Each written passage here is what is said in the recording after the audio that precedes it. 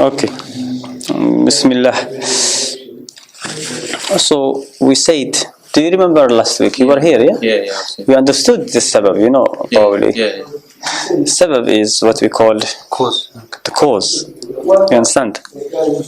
So what I will just go quickly through the sabab, but inshallah this time when we are alone we can go by in details.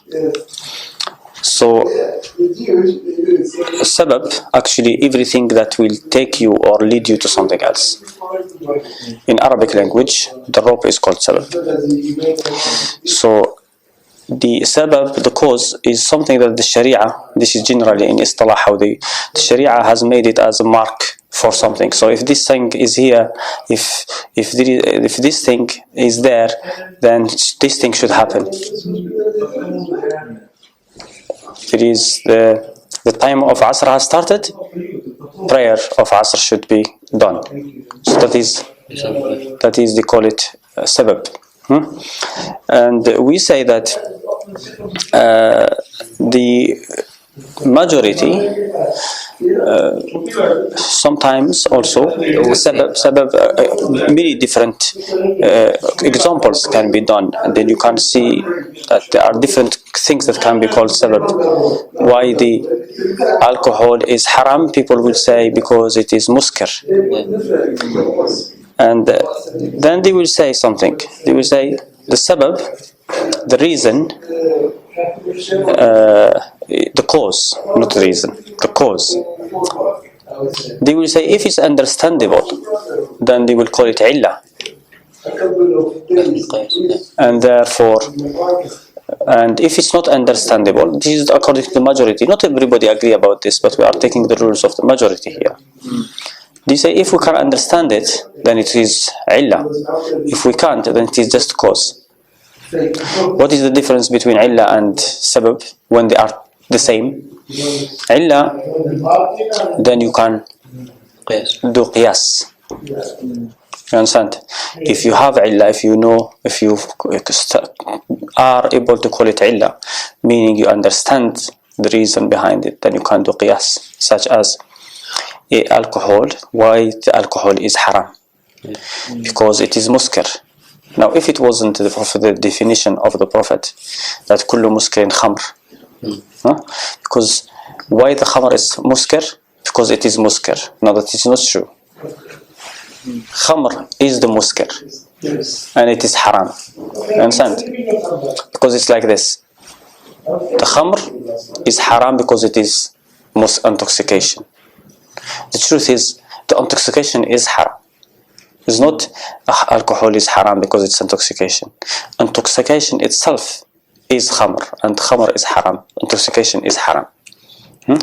Is the muskar, not the intoxication, the act of intoxicating. It's not haram that a person gets intoxicated, really. The word muskar, that is the intoxication, which is haram. To get intoxicated is not haram. What's haram is to take it. A person can get intoxicated because he is wandering, because he's in shock, because he has not slept. Yeah, so but the hadith, what intoxicates in small amounts. It's the biggest. ما أسكر قليله فكثيره حرام. ما أسكر كثيره فقليله حرام. Hadith of Aisha is weak. Almost unanimously weak. It's not hadith of Aisha. It's known to be the hadith of Aisha, but it's weak. But it is sahih, the meaning of it. If Allah has forbidden intoxication, so intoxication doesn't matter. He didn't say anything that intoxicates is haram. So if it intoxicates, it's haram. The substance, what is intoxicant, once it's called intoxicant, then it's haram. Yeah, doesn't matter now if it makes you intoxicated or doesn't, because maybe you are immune, because you have been using it for so long, or it is intoxication. So it is haram for everybody, and it doesn't matter if you drink little from it or it's like pork, it's haram. It doesn't matter if you take a little bit or you take a lot, it's haram. Is it true that the word khamr is called khamr because it makes the intellect like distorted? It says like this. Umar ibn Khattab said, "Al-khamru ma khamar al-aql," whatever covers the intellect. That is the definition of Umar. It is not far. The Arabs, when they give names, they give names for a reason. The Arabs, we don't argue with the Arabs about their language. It doesn't matter. However, when the Prophet said al-khamr, when Allah said the khamr in Quran, إنما الخمر والميسر, we have to go to the word. If Umar al-Khattab said khamr, everything that it's worth it to be looked at. He is an Arab. It's his language. So if he says the word khamr, I was thinking about when it says wine, and then Umar said, I think in one hadith, the barley, the wheat. Yeah. But then I was thinking, if you can take it to that meaning, wine only, then you can say barley. Then you'll have to take all those meanings then probably, because then he's saying this, then he's saying this. Yeah, but that is the same. Because I was just thinking, like, it's not like Qiyas, it's just because of it can be produced from those things. Is it just limited to what those things? No, this is what it was produced in his time. Yeah, in his time, yeah. You understand? Yeah. And that's why the Ahnaf actually and the people of Kufa say that every alcohol, there is no alcohol except that is made out of dates. Yeah, yeah. You understand? You know that according to the people of Kufa, alcohol is not haram. Except, the people of Kufa consider alcohol is only the one that is made of date. And some of them, those which is made of dates and of grapes. And for them, any other thing, any other alcohol is halal to consume as long as you don't get intoxicated. This is the madhab of people of Kufa. There was some big muhaddithin who used to drink alcohol. That is true. Yeah, because yes, because they didn't know. Because according to them, alcohol is, there is hadith that says they are trustworthy because they don't. They are trustworthy because they don't believe it is haram. You understand? Because they're, according to their ijtihad, this is not alcohol. You understand? Yeah. So for them, it's haram to get intoxicated. When the religion is not haram to get intoxicated, it's haram to drink the intoxication. You understand? If you get intoxicated for other reason, such as lack of sleep or something, then it's not. There is, if someone, for example, decides to stay for a long time awake, it's not haram as long as he is not harming his health. As long as the time of prayer has not come. Because when the time of prayer starts, then it is haram for the person to pray in that way. So he has to go to sleep so he can wake up and pray properly. Because the Prophet said, إِذَا نَعَسَ أَحَدُكُمْ فَلْيَرْقُدْ. If someone is feel asleep, he should go to sleep until this is one in the salah. إِذَا نَعَسَ أَحَدُكُمْ فِي الصَّلَاةِ فَلْيَرْقُدْ until he knows what he is saying, because he might go to ask Allah forgiveness and then he will start insulting himself. What about dizziness? Like if you get frequent dizziness or something, like say you got up and then you get really dizzy and you have to sit down. As long as person doesn't know what's going around him, then he should not pray. It's haram for him to pray until concerning Allah subhanahu wa ta'ala says, it's ayah general, يا أيها الذين آمنوا لا تقربوا الصلاة وأنتم سكارى حتى تعلموا ما تقولون. Or you who believe, don't approach the prayer while in state of intoxication. He didn't say when you drink alcohol. When you are in state of intoxication until you know what you are saying, and this is explained by the hadith of the Prophet. He said, إِذَا نَعَسُ أَحَدُكُمْ فَلْيَرْقُدْ. If someone is really asleep, he should go and sleep. The Arabs, sukr, they don't only call sukr consuming the intoxication. The all intoxication for them is sleep as well. When someone doesn't know, وَجَاءَتْ سَكْرَةُ الْمَوْتِ بِالْحَقِّ. The sakarat, the Prophet will say, إِنَّ لِلْمَوْتِ سَكَرَاتٍ. Why? Because at the time of death, person will get, he will not know what's going around him. So that is sakran. If a person in that state, time of prayer, he should not pray. He must wait until And if he pray in that circumstances, his prayer is invalid. He must repeat it later. So we say here sabab. So what, according to the majority, they differ between sabab and illah. What sabab? Sabab, which is the cause. They say if we don't understand it, that is called sabab. If we understand it, that is illah. The difference between these two, the sabab, you can't do qiyas. Why Allah has ordered 5 prayers, not 6? They say we don't know. Can you explain why 5? Why not 6? Why do you have to pray dhuhr 4, not 3, or not 2, and subh you have to pray 2? Some people, yeah, they have try and give answers, stupid answers, and it is a lie. It's haram to give these answers. But generally, people will say we don't know. However, when it comes to the illah, the majority here will say we know the reason. The reason is because it's intoxication, because it leads to this and this and this. That is also not acceptable. A person should not say that Allah has forbidden this because of this, unless he has proof. If Allah say this is forbidden because of this, that is proof. If the Prophet say Allah has forbidden this because of this, that is proof. But if someone else other than the Prophet come and say this is forbidden because of this reason, that is a lie. How do you know? Were you there when Allah made it haram? Did He tell you that it is haram for this reason? The zina is haram. Some people say adultery. They explain adultery is haram because the woman might have a child. She doesn't know who is the father. What if the woman can't get pregnant at all? She has no womb. No womb meaning no pregnancy, not possibility of pregnancy. So is halal zina for her? No, it is haram. So that is not the reason really. Because if it's the reason, then it's halal. What is the pig is haram, the swine is haram. Why? Because it eats dirt. Because it's dirty. What if someone bring a small pig and clean it and keep it all the time clean? Does it become halal?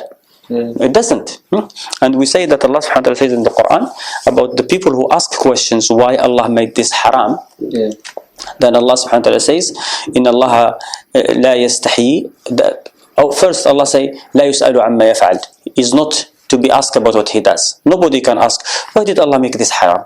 And some people say, you see, Allah subhanahu wa ta'ala said, سيقول السفهاء من الناس ما ولاهم عن قبلتهم التي كانوا عليها. So the sufaha, the stupid, that is sufaha. They will say, ما ولاهم عن قبلتهم. Why did they change the qibla? Because they were praying to Bayt al-Maqdis and then they turned to Kaaba. Why? So this question, Allah says, سيقول السفهاء من الناس. The stupid amongst the people will say, ما ولاهم عن قبلتهم التي كانوا عليها. Say to Allah belong the east and the west. يهدي من يشاء إلى صراط المستقيم. It doesn't mean that the Prophet, when he was praying to Bayt al-Maqdis, he was not on Sirat al-Mustaqim. He was on Sirat al-Mustaqim. And then when Allah told him to pray to Kaaba, he still was on Sirat al-Mustaqim. Why? Because he was obeying Allah when He told him to do that, and he was obeying Allah when He told him to do this. And Allah says, وَمَا جَعَلْنَا الْقِبْلَةَ الَّتِي كُنْتَ عَلَيْهَا إِلَّا لِنَعْلَمَ مَنْ يَتَّبِعُ الرَّسُولَ مِمَّنْ يَنْقَلِبُ عَلَى عَقِبَيْهِ. So Allah did not change the Qibla. It's not because it's bad. It's not because to go against the Jewish. It's not because some people try to reason. Why? You understand? No, it's not because he is against the Jewish, because he is with the Jewish, because he was with the Jewish before. No. It's not for any of that reason. إِلَّا لِنَعْلَمَ مَنْ يَتَّبِعُ الرَّسُولَ مِمَّنْ يَنْقَلِبُ عَلَى عَقِبَيْهِ. Just to Allah will know, and He already knows, who will follow the Prophet and who will go back on his heels, who will change his religion, who will have doubts. And Allah knows that already. But that is the reason that Allah has given, and that is the reason that we have to accept. Nothing else, nothing more, nothing. So there is no such thing as difference between illah and sabab. Illah and sabab are the same. If Allah say this is haram for this, you just have to accept it and to stop there. And some people say this. They say Allah is Hakim. Okay, Allah is Hakim because He said He is Hakim, the most wise. And they say the Hakim does not do something except for a reason. Someone who is wise will not do something without reason. That is considering Allah just like human being. Amongst the human, a person will not do something except for a reason. Allah subhanahu wa ta'ala, we don't know about him except what he tells us. No matter how things must look good, you can never attribute to Allah something just because it is good. Amongst the people, it is a person is considered to be a good person, a person who is humble. Isn't it? A person who is humble is better than the person who has pride. Definitely. And then we don't go and say Allah is humble, because Allah is not humble at all. Allah is mutakabbir. He is the most proud, what we call pride. So we don't attribute give him attributes according to what we see the people. So also, this is how we have to take the religion. We don't say, and someone who says Allah doesn't do anything except for a reason, create something for a reason, make halal something for a reason, make haram something for a reason, then we say, okay, why did he is the reason that you are talking about? Is it something that Allah has created? Isn't it? Reason, everything that we talk about, it's created. There is anything beside Allah is created. So they are saying that Allah has created the reason. For everything there is a reason. That's what they say. Okay, can you say why Allah, what is the reason behind creating the reason then? It would just go on. So another reason, and then it will go on and on and on forever. It's like a curse for saying that Allah needs a reason. We don't. I give you one reason why Allah will make something haram. Allah will make something haram sometime for no reason. For some reason, for no reason except for one reason. Because if you say because of Qiyas, because it could take us to Qiyas, you understand? So if Allah has made the donkey haram because of a reason, and that reason we know it, so it can help us to decide what else is haram. But the truth is, the Prophet have said that Allah will make something haram sometimes for one reason, is because someone has asked that question. So really, you can consider, say, there is no reason except that. You understand? So that will nullify the Qiyas. Because, oh look, the one who made the donkey haram, how it's possible? See, Sahabi did Qiyas, and the Prophet said it is haram because of his intellect. Sahabi did Qiyas. And Allah will make it haram because he did Qiyas and the Prophet. No, if he asked no Sahabi has asked about Qiyas. No, I'm not talking about if Sahabi went to the Prophet and he did Qiyas and asked the Prophet, it is haram. Yes, Allah might make that thing haram. If someone says, look, the Prophet was asked about this, and then the Prophet said it's haram, but it doesn't make sense. How this will be haram and something similar is not haram? We say that is because the Sahabi asked about that. And the Prophet said, if someone asks about something that Allah has not made haram, Allah might make it haram. But the Prophet, so if someone comes and asks the Prophet about a donkey, and Allah, because of that reason, he makes the donkey haram. But the person have never asked about the horse. And despite the horse, even though this horse looks similar to the donkey, Allah has not made it haram because the man has never asked about it. You understand? So this is one of the things that nullifies the Qiyas. So we have spoken about generally what is the cause. Cause, we said, for Shahr Ramadan, the beginning of the Ramadan, that is the reason, or not the reason, or the cause, the cause, sabab, the cause to start fasting. Also we said someone traveling, that is a cause. What is the sabab again? Cause. Cause for not fasting. It gives you the also traveling also, or being sick during the month of Ramadan. So we said some reasons or some causes are made solely by the Sharia. The person can't interfere in them, such as the beginning of the time of Dhuhr. That is the cause that you have to pray Dhuhr. But you have no what we call, you don't have any influence on this. The time will enter whether you like it, whether you don't. You can't change it. But the fact that you travel in Ramadan, that is something that you have chosen to do. So this is the cause that you have done. You understand? Or someone who has, for example, committed adultery or has changed the religion, so he should be punished. So that is something that he has done or he has chosen to do. So that is what we spoke about last time about the cause.